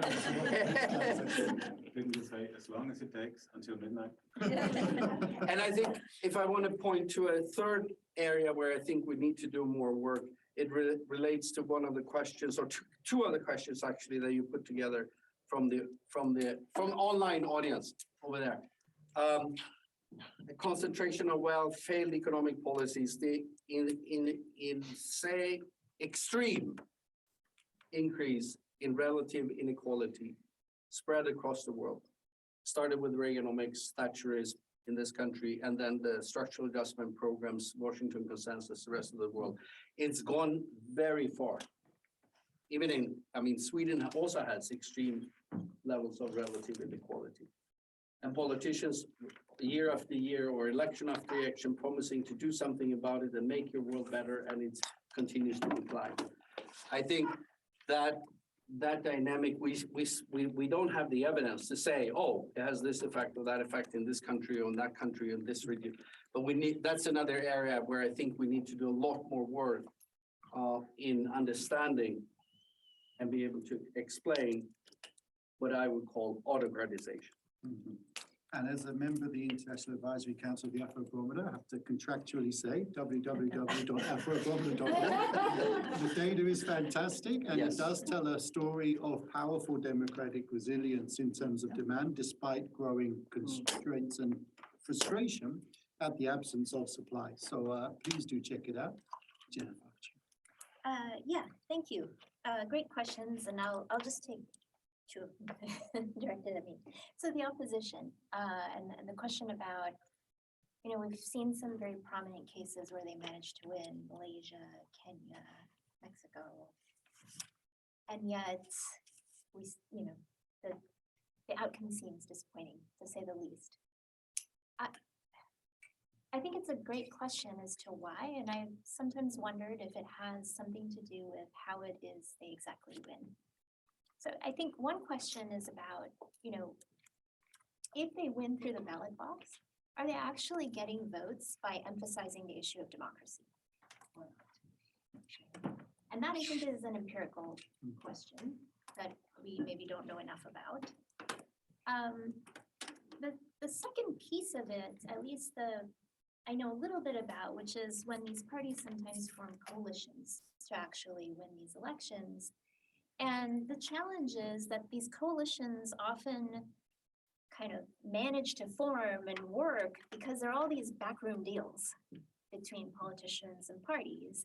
And I think there are a number of cases where the coalition then wins and it's time to deliver on the promises and they don't, right? And there's all this sort of backstabbing and political infighting that doesn't help with establishing democracy. So I would just, the short answer of it is I wonder if the roots of the failure to really establish or consolidate democracy after an opposition win is in part connected to how they actually win in the first place. The second question about elections. So, I think the key phrase is competitive elections. And I think competitive is the part where all of these other institutions are buried, right? You need courts that protect a level playing field. You need a press that enables parties to compete successfully. And so I take your point. There are all these other institutions.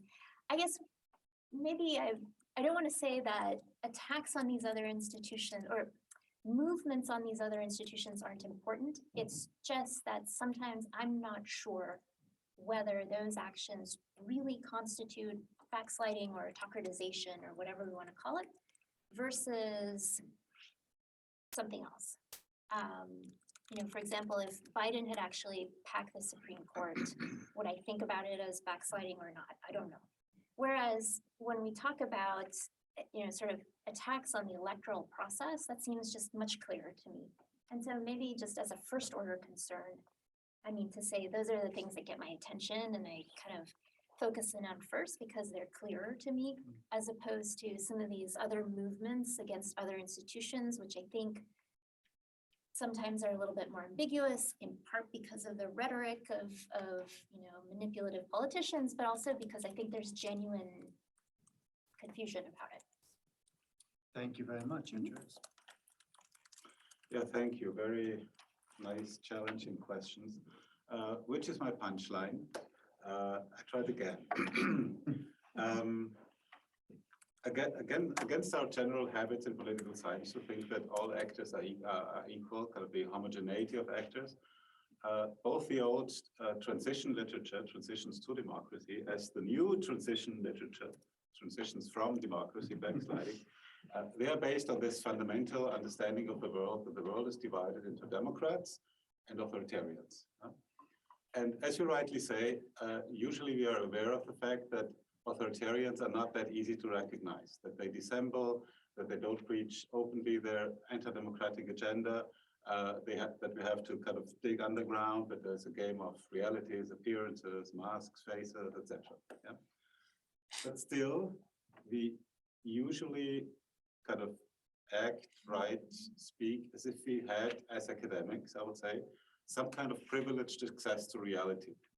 And so very often what we do is just we stick labels on actors, which is, I think, which is not the right thing to do. I think it's a matter of argumentation. So often we do have good arguments. I think, Jennifer, what you're saying, kind of to distinguish between first order concerns, set priorities, assess evidence. All this is part of the argumentative game we need to engage in, rather than just kind of classifying actors. And I think what we also need beyond kind of a clear-eyed, impartial assessment of facts and acts, I think we also need a language for discourses and perceptions beyond kind of actions. So even if you talk about easy cases like Trump and like Chavez and like Erdogan and others, even in these cases, we can see that not just these guys, but their followers, their voters, they actually believe that these are democratizing agents. And often the temptation is just to write them off as misguided, misinformed, manipulated, kind of poor guys from the provinces who are beyond our reach. And I think we shouldn't do that. We should take that reality seriously, that there are disputes about what it means to act democratically, how serious certain acts are, etc.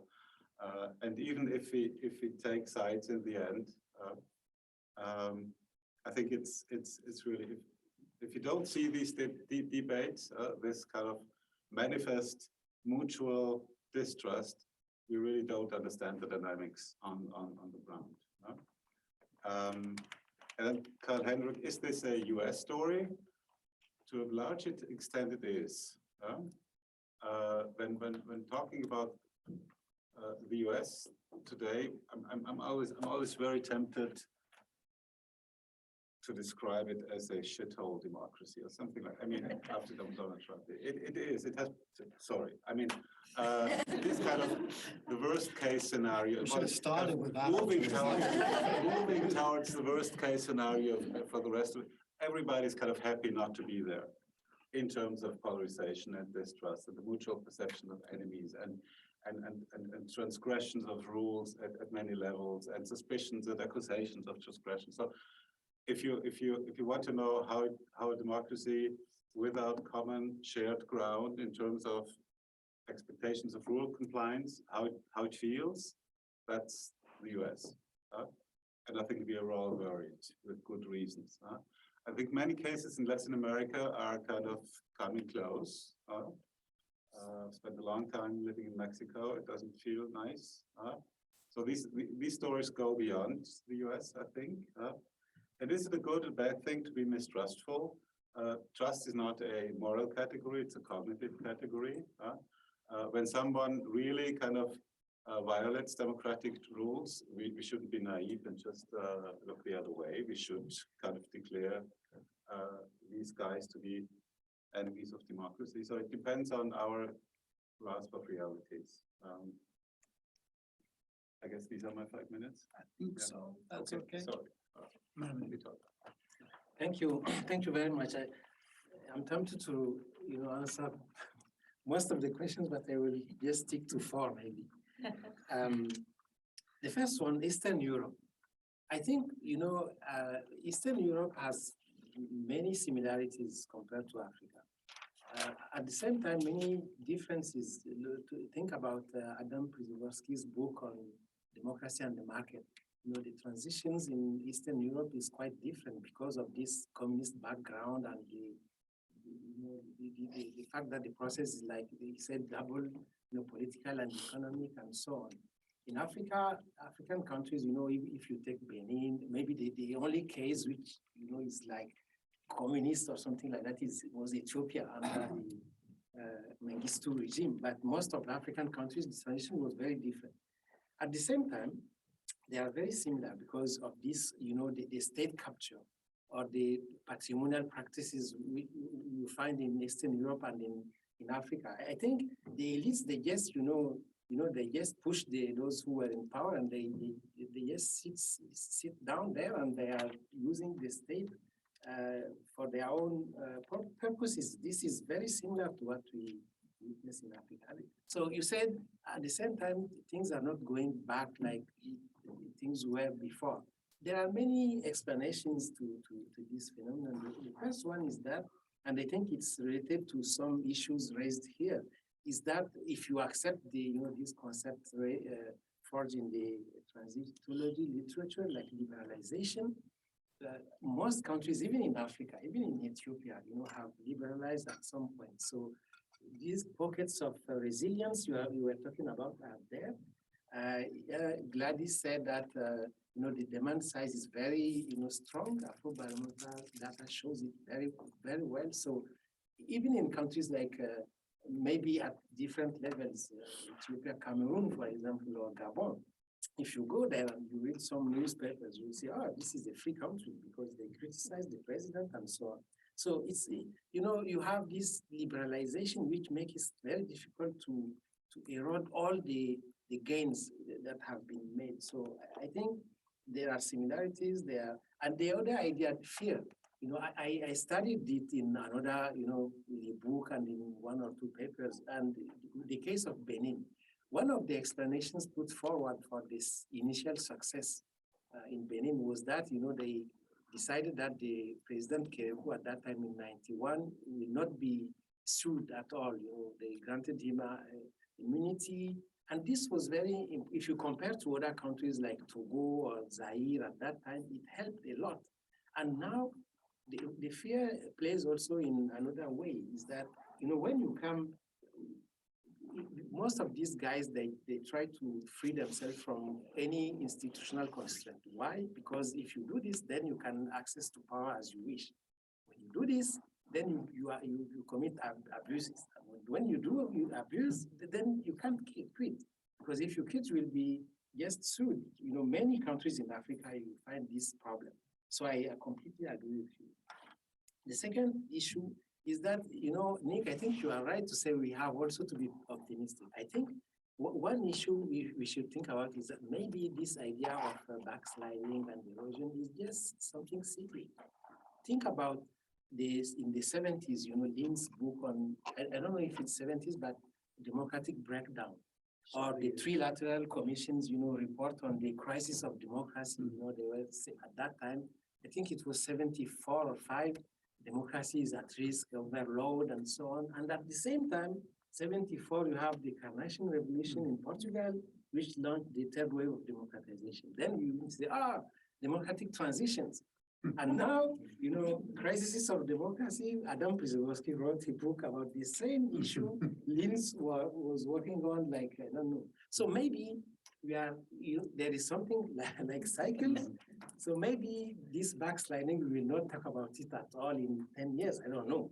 But, just have our mind open. If I have time, another issue is, Gladys, the demand side.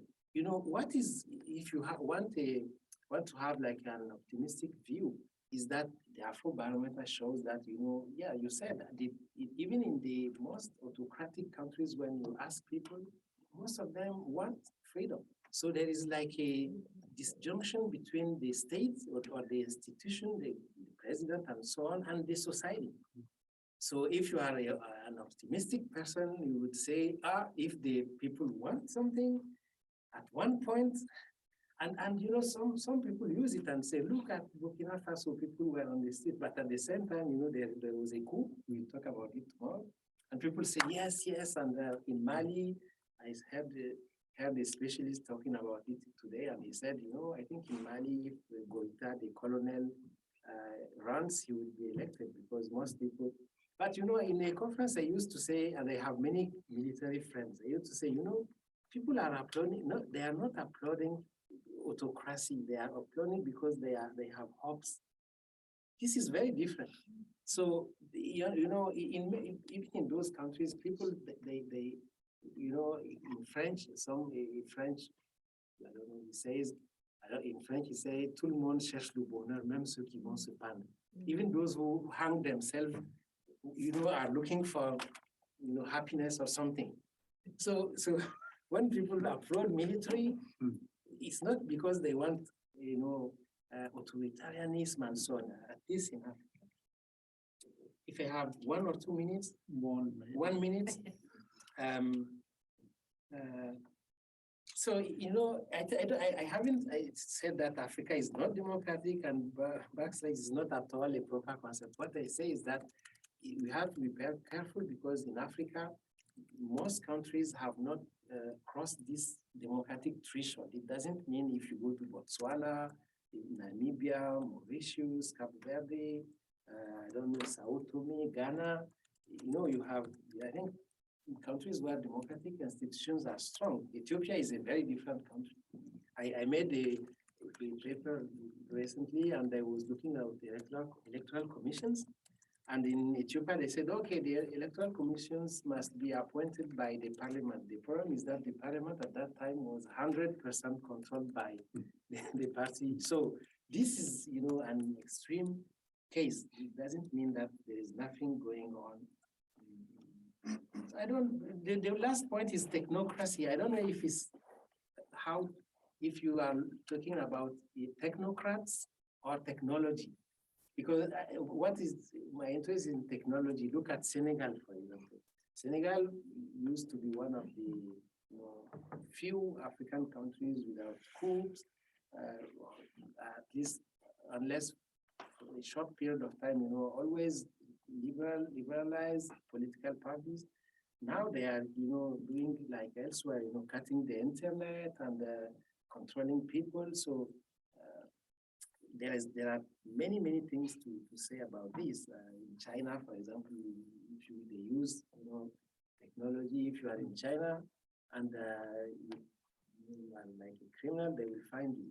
So this is something which is coming in Africa. So I will stop here. Thank you. Okay, so great questions. I think I will speak, given the time, to the question online on what should donors be doing differently. So I think first, you, Nick, in your background paper, you have a number of ideas, so maybe you want to speak to this as well. But I guess I would highlight a couple of points myself. So one, you touch on, I think, in your background paper, that it's important for donors to be thinking more politically rather than just in terms of sort of as technocrats. And I think this has been understood broadly by those working in international development, but I think it's important still to keep it very squarely in mind.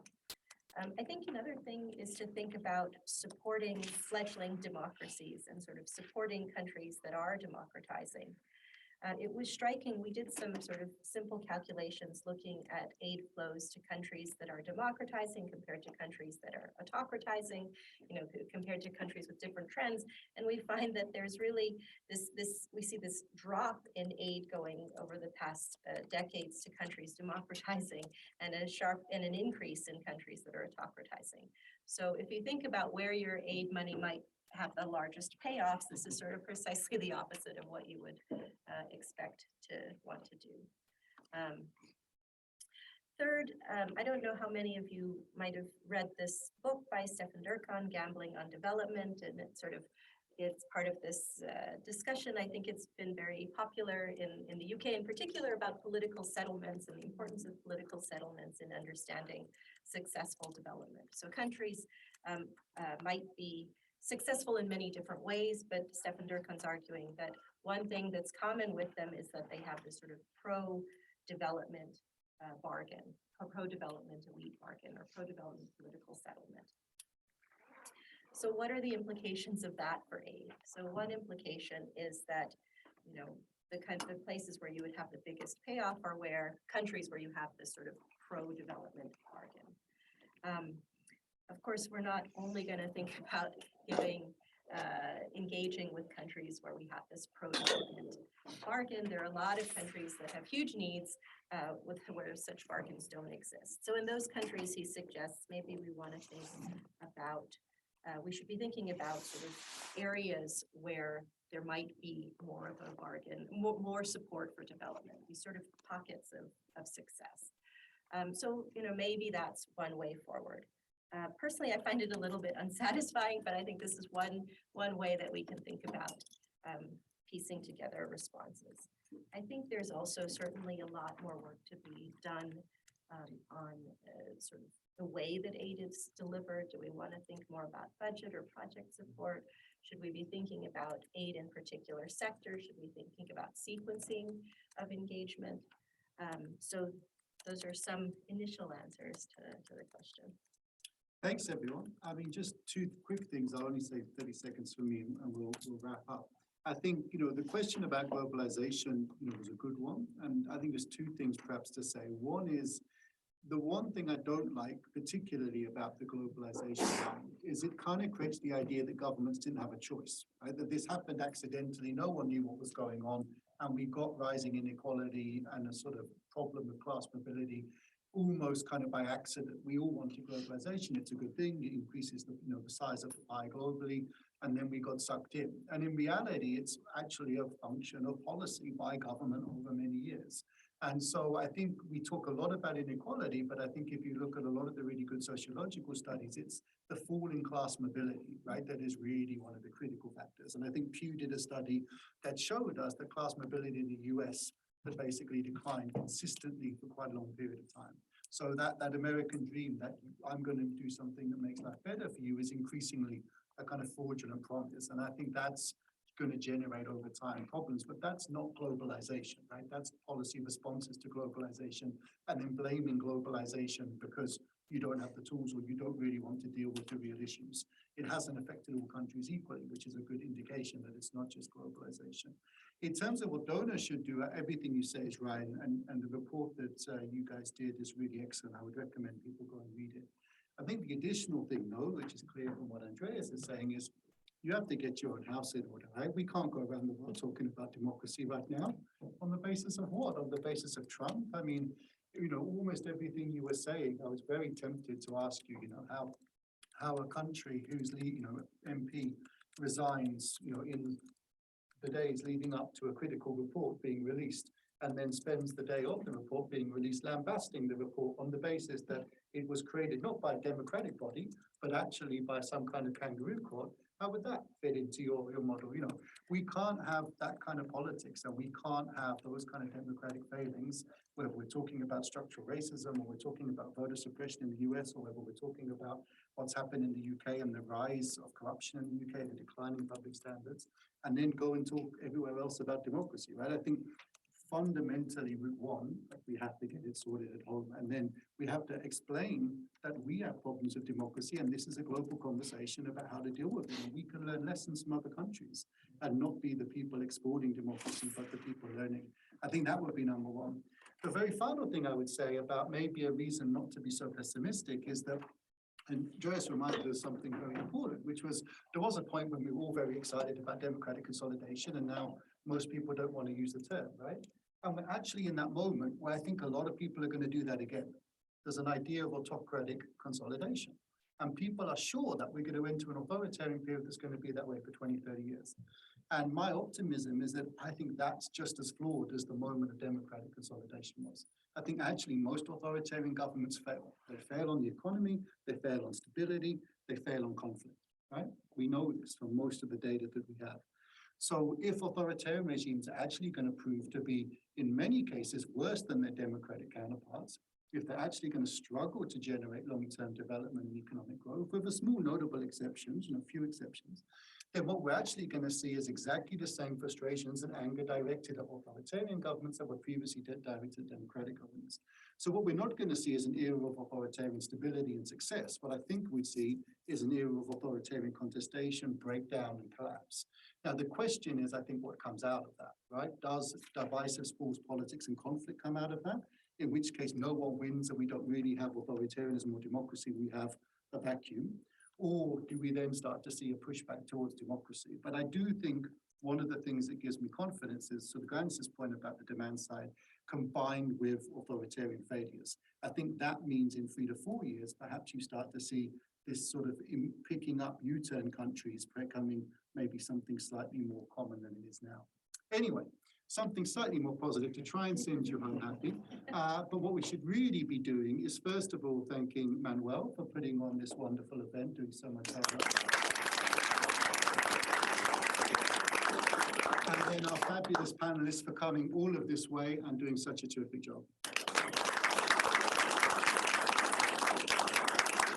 Thank you to everybody who joined us online, and thank you guys